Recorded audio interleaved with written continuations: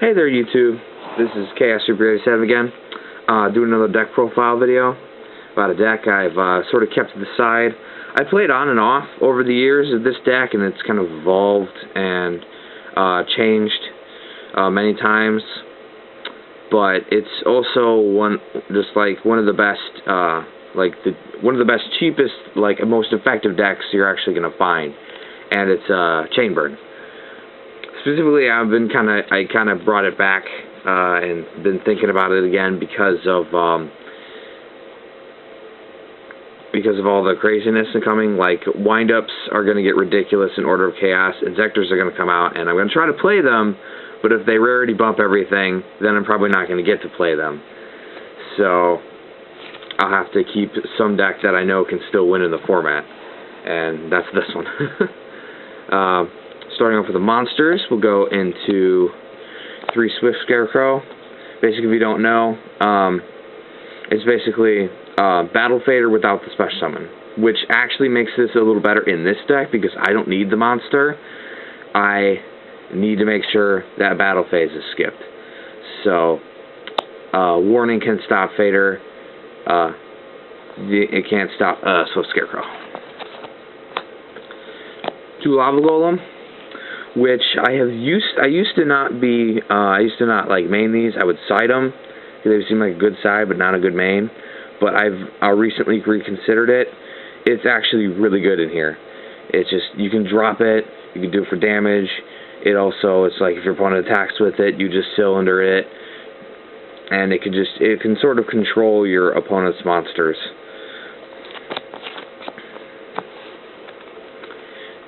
One Marshmellon for stall and for extra bird damage. Then onto the spells. We have 3 Pot of Duality. I'm never going to special summon this deck except for Lava Golem, so I don't have to worry about that. And then I can just search for whatever choice draw cards and burn cards that come up. So it's just really nice in here. 3 1 Day of Peace. If you don't know what this card does, it's a new card from Photon Shockwave. Each player gets to draw a card, and then neither player takes damage until the end of the opponent's next turn. So basically, it means it gives you a free turn. Your opponent's not going to be able to do anything. I can't do bird damage, but then I'm just going to wait. It immediately gives me a card, and then it immediately gives me a turn, which both are good. 2 Chain Strike. It's semi-limited, so that's why I'm running 2.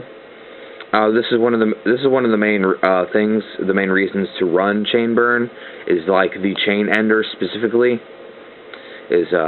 Chain Strike is activate only as Chain Link 2 or higher, inflict 400 damage to your opponent times the number of Chain Link number of this card. You cannot activate this card if multiple card effects within the same name are in the chain. So basically, you set 4 or 5, and then you flip this at the very end for like 1,600 or 2,000 damage. So this is one of your big burners in the deck. 2 Poison the Old Man. Used to run 3, but this is one of the things I could quick drop.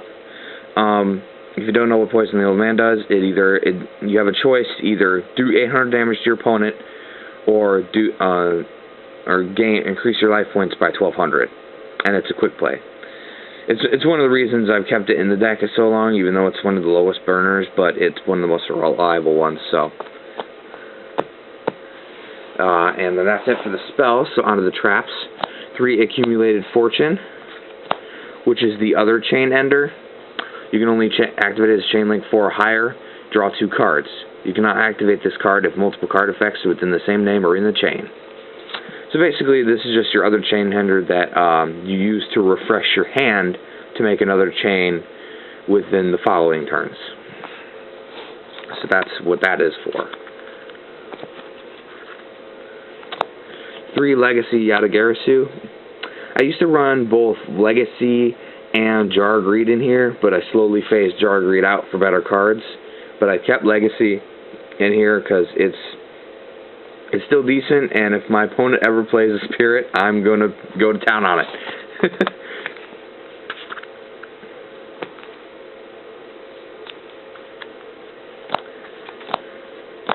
3 Reckless Greed.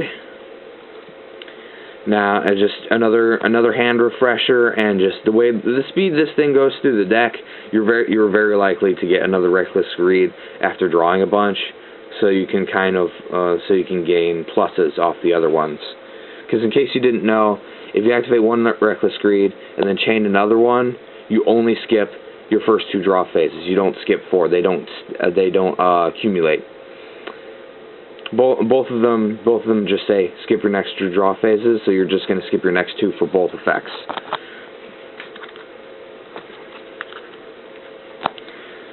3 Secret Barrel.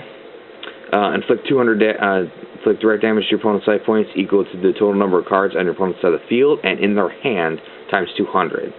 So on average, maybe like in the early game, you're only going to do maybe like 1,200, 1,400. But combined with things like Ojama Trio, which you'll see on later, it does a lot more damage.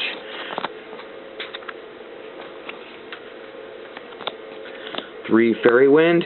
Now I have this in here because it's essentially your 3rd, 4th, and 5th chain strike, as well as being a out to Royal Decree if you happen to have this when they chain Royal Decree.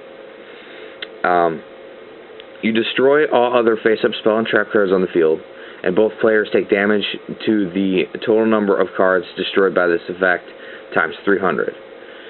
So, basically you can take, I found out the ruling specifically on Fairy Wind is that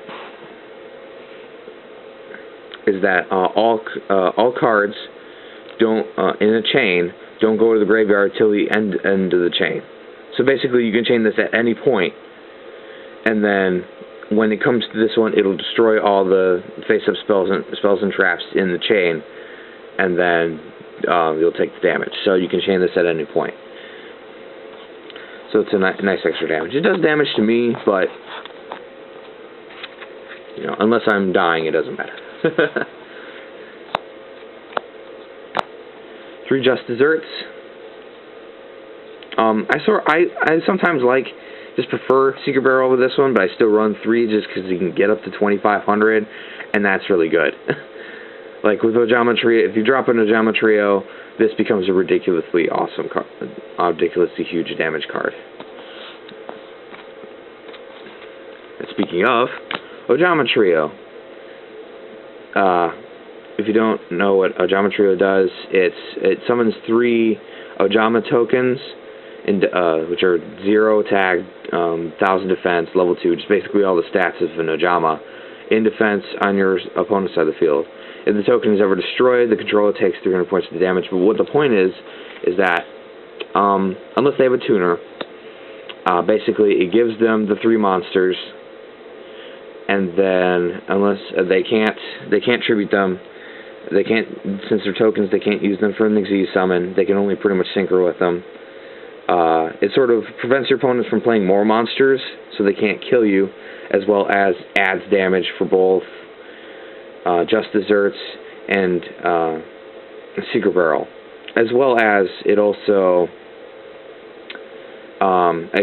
gives my opponent more tokens in case they're playing conservatively, because they know I have a Lava Golem in their hand and in my hand, so I can throw them 3 tokens, eat 1 token, eat their monster, and then summon Lava Golem. 2 Magic Cylinder, and just because they're basically the same thing, 2 Dimension Wall, basically damage reflectors. I don't run 3 Dimension Wall because sometimes this is one of the only few non-chainable cards in the deck, so it's hard to make a chain off of this. It's like I have to start with this if my opponent attacks. And so if they go Heavy Storm, then you just have to chain to that, and then this is lost. So that's why I don't run 3. And that's the deck. I don't have a side deck currently, and it doesn't need an extra deck. Just run generic stuff. like run Fortress Dragon, things that you could take advantage of your opponent of. So, just do that. Alright, let me know what you guys think. This is KR Super 87 out.